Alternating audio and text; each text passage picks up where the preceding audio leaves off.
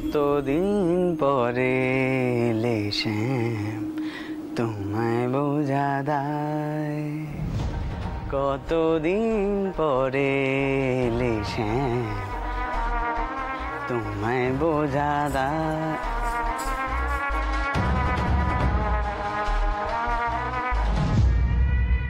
আচ্ছা, এত তাড়াতাড়ি গান বাজনা বন্ধ করতে কেন বললো মা?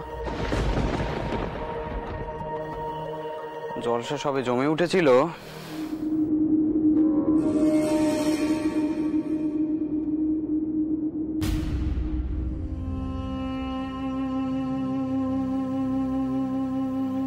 কি হলো বড় বউ, মুখে কোনো কথা নেই কেন?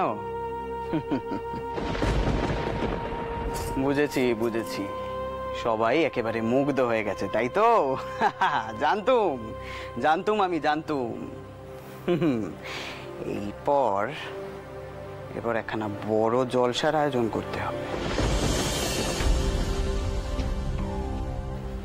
তবে এ বাড়িতে নয়, আমার এক সেনাতের বাড়ি, দোল বাড়িতে।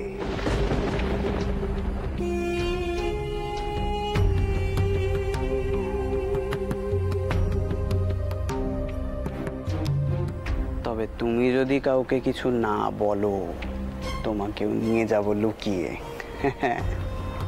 আচ্ছা আপনি কি কোন দেখি, আপনার কি কোনো কিছুতে কোনো খেয়াল নেই? অমন একজন গানের মেয়েকে নিয়ে এসে গান করালেন। জানেন দিদিমা, মেসোবাবু, বাবা মশাই কত রেগে গিয়েছিলেন। আর যদি টাউপো না থাকতো তাহলে একটা অনর্থ রয়ে যেত। আপনি জানেন আপনার জন্য মাকে কত কথা শুনতে হয়েছে। মাকে? মাকে কে কি বলেছে? দিদিমার বাবা মশাই তো মায়ের ওপরেই রাগ করবেন। আপনি যদি একটু বুঝদার হতেন তাহলে কাউকে কোনো কথা শুনতে হতো না। আচ্ছা আমার কি দোষ বলতে পারো? এরকম বড় লোকের বাড়িতে বিয়েটা হলে গান বাজনা তো বসবেই। দামশাইও তো করতেন গান বাজনা। এই বাড়িতে কত বড় বড় গায়ক এসছেন, পুজোর সময় কত জলসাও বসেছে, সেসব তো আমি দেখেছি ছোটকালে, নাকি? তাহলে আমার বেলায় এত কথা হচ্ছে কেন বলো তুমি? তোমার কারণে। আমি বুঝে গেছি সব তোমার কারণে। আমার কারণে? এ তো আমার দোষ হয়ে গেল। হ্যাঁ হ্যাঁ হয়ে গেল। তুমি বলেছো দিদমাকে যে এই বাড়িতে কেন মতিবাই এসেছে, কোনো পুরুষ মানুষ কেন আসেনি।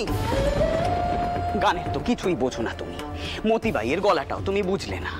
সে মেয়ে মানুষ, সেটাই চোখে পড়ে গেল সবার। ঠিক কিনা বলো? সত্যি আপনাকে আর কিচ্ছু কইবার নেই। টাহুর আপনাকে কি দিয়ে গড়েছেন সে একমাত্র টাহুরই জানেন। শুনুন, যথেষ্ট হয়েছে, অনেক রাত হয়েছে, গিয়ে শুয়ে পড়ুন।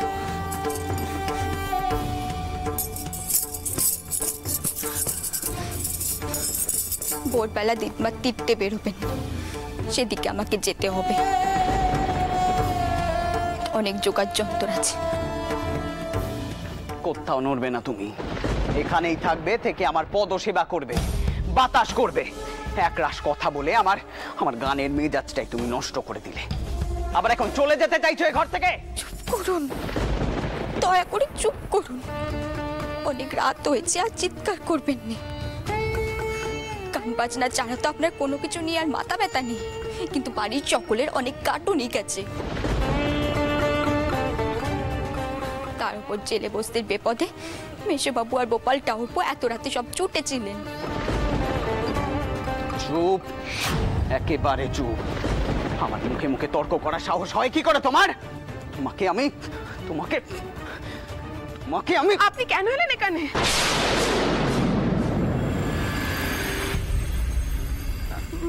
আমি তো মহেনের সঙ্গে কথা কইছি।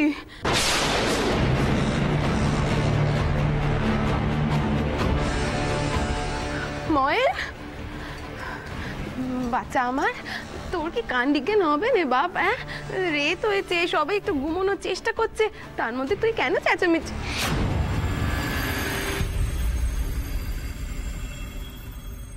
এই যে বউ, তোমার কি কোনোদিনও কান বিজ্ঞান হবে না? তুমি সব সময় তোমার স্বামীর মুখে মুখে কথা কও, কেন তর্ক করো সব সময়? ওর সঙ্গে একদম তর্ক করবে না। সে কথাই বোঝাও তোমার বৌমাকে। সমানে আমার মুখে মুখে তর্ক করে যাচ্ছে, আমার কি মাথা ঠিক থাকে? তোমার বেটাকে চুপ করতে বলো পদ্ম।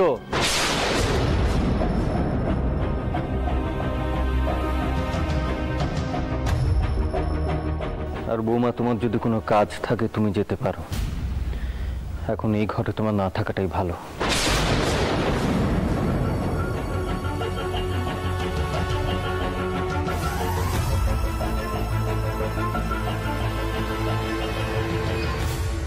তোমার বেটা যে কাণ্ড ঘটিয়েছে বাড়িতে মতিবাইকে এনে, তার ফল খুব খারাপ হতে পারত। হয়নি শুধুমাত্র যদুর জন্য। এত বড় একটা অন্যায় করে সে যেন এত বড় বড় কথা না বলে।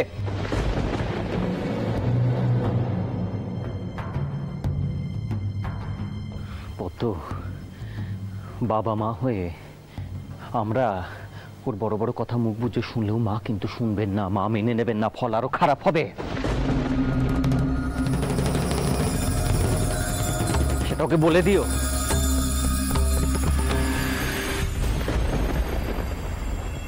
আর একটা কথা, বৌমায় বাড়ির লক্ষ্মী, ভবিষ্যতে বৌমার কোনো অপমান আমি কিন্তু বরদাস্ত করব না।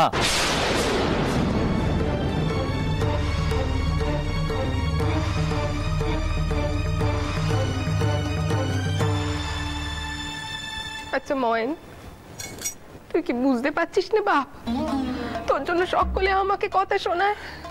গান শোনা কি অপরাধ মা? তুমি বলো। কেউ বোঝে না আমাকে। আরে বাপু, আমি তো আর দেশে ঘরের বেটা নই। আমার তো একখানা সম্মান রাখতে হবে আমার স্যাঙেরদের সামনে, নাকি? আমি সেটা বুঝি রে, আর এটাও বুঝি যে এই সংসারের কেউ তোকে বুঝতে চায় না।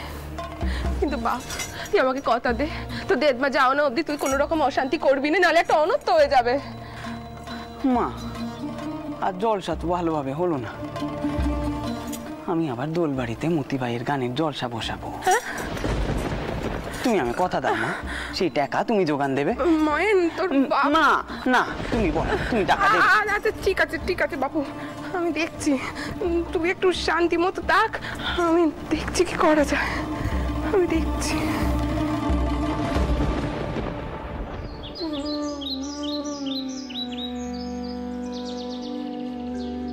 মা, মা আশাকেও ডেকে আনি, ওরও তো গাছে জল দেওয়ার কথা, কাল তোর বৌবাত হয়ে গেল। থাক বাচ্চা, তোমাকে অন্যের কথা এত ভাবতে হবে না, তুমি নিজের কাজটা করো। তোমার ছোট জায়ের জন্য দেখছি তোমার দরদ একদম উতলে উতলে উঠছে, এদিকে আমার যে চৌধুর জীবনটা যেভাবে নষ্ট হয়ে যাচ্ছে সেটা কেউ একবারও দেখছে না। কি হলো ওরকম করে তাকিয়ে কি দেখছো, কি ভাবছো? যে আমি সবসময় এরকম কথা কই, তাহলে এখনো কইছি, আগে না। আমি কয়ে দিচ্ছি, যেদিন ওই মেয়ের জন্য চতুর জীবনখানা নষ্ট হয়ে যাবে না, সেদিন সবাই বুঝবে যে আমি ঠিক ছিলুম। কুমারী বেঁচে থাকলে আজকে এরকম কান্ডিকানা হতো? মা, কি হয়েছে? আপনি কেন এসব কইছেন? আশার জন্য টাহরপর জীবন কেন নষ্ট হয়ে যাবে? হ্যাঁ, আমি এখন তোমাকে সব কথা খুলে বলি, আর তুমি অন্যকে গিয়ে আমার নামে না গাও। শোনো, মা যাওয়ার আগে পই পই করে কয়ে গেছে, নতুন বউয়ের কানে যেন এসব কথা না ওঠে। গুরুদেব বিধান দিয়েছেন বউকে ত্যাগ করা। ওই বউয়ের বালপানে যে সব বোনের সাথে আমার যতন নাকি অল্প আয়ু, আর কেউ আশাকে যেন এইসব কথা না কয়। তো ভালো মানুষই করেছে কি জন্য আমি বুঝি নে বাপু। এখনো দাঁড়িয়ে আছো কেন? জলটা ডালো। ঠিক সময় মতো ঘাটে নৌকো পৌঁছে যাবে বলুন। হ্যাঁ, তারপরে জোয়ার আছে তো, তুমি তো চিন্তা করছো কেন? শোনো বউ, তোমাকে যা কথা কইলুম তুমি আবার সেসব নিয়ে মুখ খুলো নি, বুঝেছো? কথাগুলো ভুলে যাও। হ্যাঁ মা নৌকোয় উঠে পড়েছে? হ্যাঁ, মা নৌকে উঠে পড়েছেন এবং খুড়িমাকেও তুলে নেওয়া হবে, লেঠেলদের বলা আছে। মা রওনা হওয়ার আগে কিন্তু বারবার বলে গেছেন বর্দিদি যে বৌমার যেন কোনো অসুবিধা না হয়।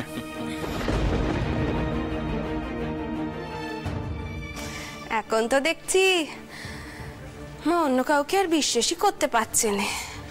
তো মতুর বাবু, ওই তো মেজো বউ, বলি ও মেজো বউ, তুমি একটু মুখ খুলে সবাইকে কও না, এখানে তোমার কোনো অযত্নি হচ্ছে না তো?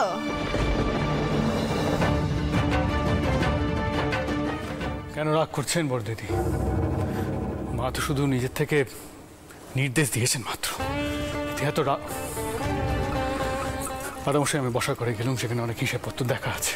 ও আর আপনি আসুন, ওই কোম্পানি বাহাদুরের সাথে ওই জলকর নিয়ে কি ব্যবস্থা করাবে সেই নিয়ে আলোচনা করার আছে। তোমার এখানে কাজ মিটে গিয়ে থাকলে তুমি একটু ঘরে এসে পড়তো। আর আমি বড় ক্লান্ত বোধ করছি, আমি হাত মুখ ধুয়ে আবার কাজে বসবো। দেখেছেন তো, এই জন্য আমি আপনাকে বারণ করি এত কাটাকাটুনি করতে। একা কি সব কাজ করার দরকার আছে? আপনি চলুন, ঘরে চলুন।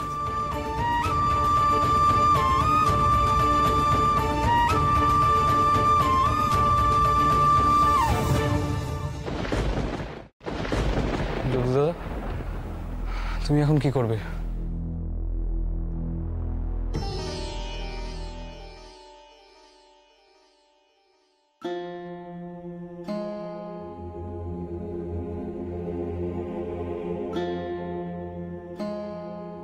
আচ্ছা বৌঠান, বলছি কিছু ঘটেছে নাকি?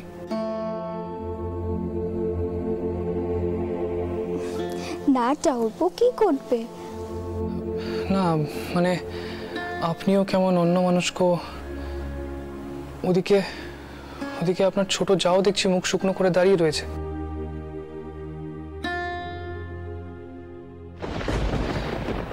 কি হয়েছে বৌঠান?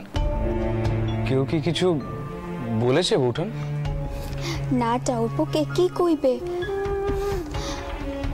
আসলে কি জানো তো, আমাদের মেয়ে মানুষদের অমন অকারণে মুখ বার হয়ে যায়। না না, এখন চোখের জল ফেললে চলবে না। তিনি 10 খানা প্রশ্ন করবেন, সুযোগ বুঝে আমাকে জানতেই হবে বড় মাসিমণি কেন কইছিলেন আমার জন্য তিনার জীবন যাবে। চারু, তোমরা যাও, গিয়ে নিয়ে ধুয়ে নাও, আমি তোমাদের জন্য জল খাবার পাঠাচ্ছি। যাও।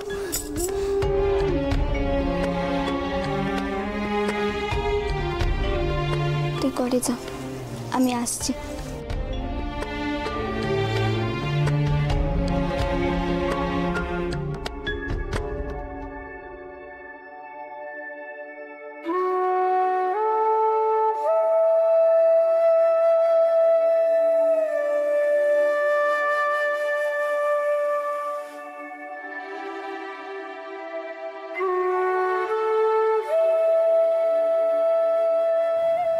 যদু দাদা, ঘরে চলো, একটু বিশ্রাম নিয়ে নাও।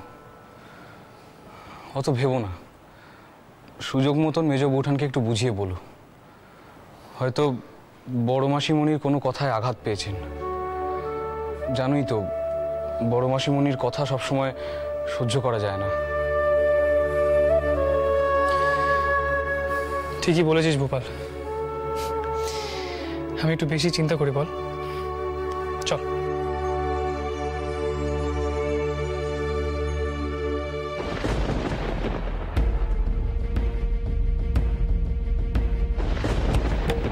মতুর, একবার বেলেঘাটার হিসেবপত্র তুমি দেখো, যা মাল আসছে আর যা ব্যবসা হচ্ছে তার মধ্যে কোনো মিলই নেই। এখন তো তাহলে আমাকে কইতেই হচ্ছে যে বড় রকমের কোনো চুরি হচ্ছে, কিন্তু আমরা কেউ কোনো টেকটুকুনি পাচ্ছি না।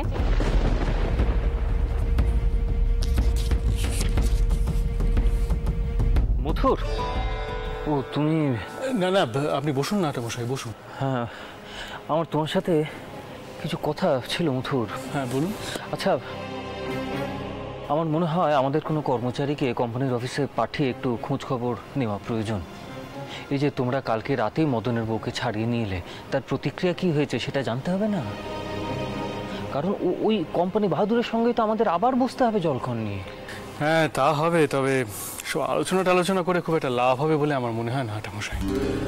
আর ইতিমধ্যে আমি একজন লোককে বহাল করেছি খবর নেবার জন্য। তাই?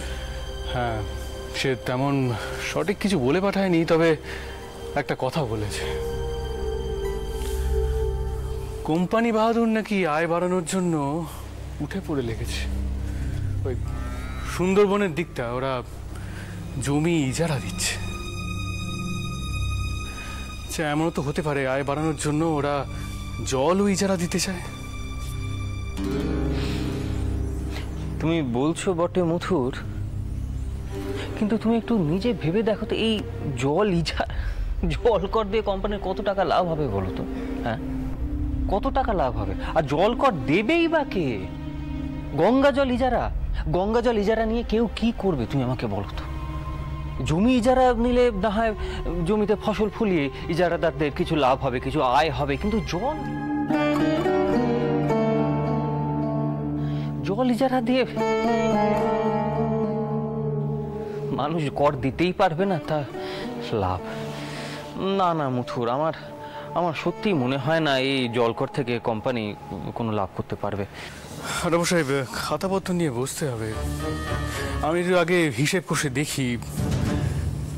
সাহেব, বাবা মশাই কিন্তু একখানা ডুবন্ত জাহাজ কিনেছিলেন এবং তা দিয়ে উনি লাভ করেছিলেন। আমার মাথাতেও নানা রকম জিনিস ঘুরছে, জানি না এসব দিয়ে কোনো পথ বের হবে কিনা। তবে আমার সেজবাবু, কোম্পানির তরফ থেকে এই চিঠিটা এসেছে রানিমার নামে। কোম্পানির তরফ থেকে? দেখি দিন। কোম্পানির তরফ থেকে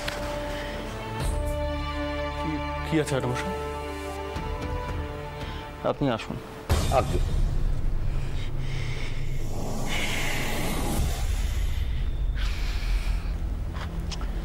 মথুর, কোম্পানি থেকে বলে পাঠিয়েছে রানিমার হয়ে এখনই কোম্পানির সেরেস্তায় কাউকে হাজিরা দিতে হবে। আমি ঠিক এই ভয়টাই পাচ্ছিলাম জানো। ওই জেলেনিকে ছাড়িয়ে আনাটা কোম্পানি একদম ভালোভাবে নেয়নি। মা তো এখন নেই, এখন আমরা কি করবো? আর অবশ্যই মা যখন নেই তখন আমাদেরই সিদ্ধান্ত নিতে হবে। আমরা দুজনে সেখানে সরাসরি যাব। আর একটা কথা মাথায় রাখবেন মশাই, ওই জেলেনি কিন্তু ওই বস্তিতে নেই। সুতরাং কোম্পানি বাহাদুরের কাছে কোনো প্রমাণ নেই যে ওই জেলেনিকে রানিমার লোকজন ছাড়িয়ে নিয়ে গেছে। এত সহজে ওরা আমাদের ফাঁদে ফেলতে পারবে না।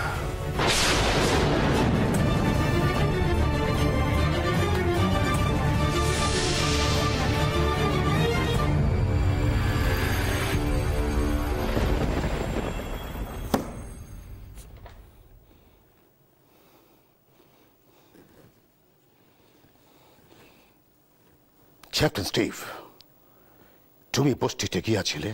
Yes sir. বাট তুমি ওই মেয়েটিকে ওখানে পাওনি, তাই তো? They are clever, they are very very clever. ওই মেয়েটিকে দূরে কোথাও পাঠাইয়া দিয়েছে। দ্যাট রানী, আমি উহাকে ছাড়িব না।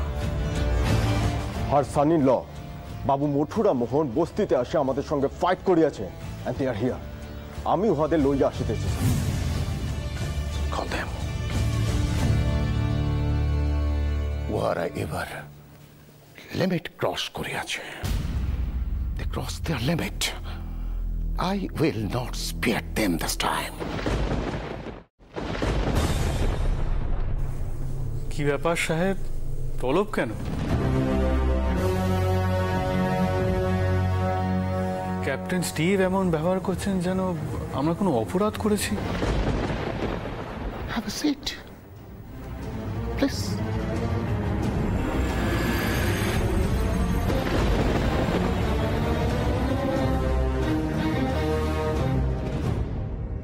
অপরাধ তো আপনারা করিয়াছেন। আপনারা কোম্পানির এগেইনস্টে গিয়েছেন। You broke the law. Captain Steve একটি মেয়েকে কাল আটক করিয়াছিল। উইদাউট গিভিং দ্য ট্যাক্স সে মাছ ধরিতে গিয়াছিল।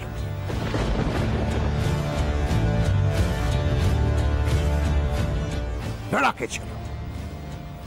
And you all came yesterday night and fought with our people. আমাদের সোলজার্সদের আপনারা ইনসাল্ট করিয়াছেন। সাহেব, আমার মনে হচ্ছে কোথাও একটা ভুল হচ্ছে। মানে ওই ওই মেয়েটি তো কর্নেল ব্রনসন, ওই মেয়েটিকে যে আমরাই ছাড়িয়েছি তার কি কোনো প্রমাণ আছে? আপনার লোকজনেরা আপনাকে নালিশ জানিয়েছে, তবে তারা রাতের অন্ধকারে কি ঠিক দেখেছে? মানে আপনি তো বললেন কাল রাতে নাকি আমরা গেছিলাম সেখানে। বাবু, you know that you have done it. আপনারা এই কাজটা করিয়াছেন। সাহেব, আপনাদের কাছেই শিখেছি, আইন প্রমাণ চায়।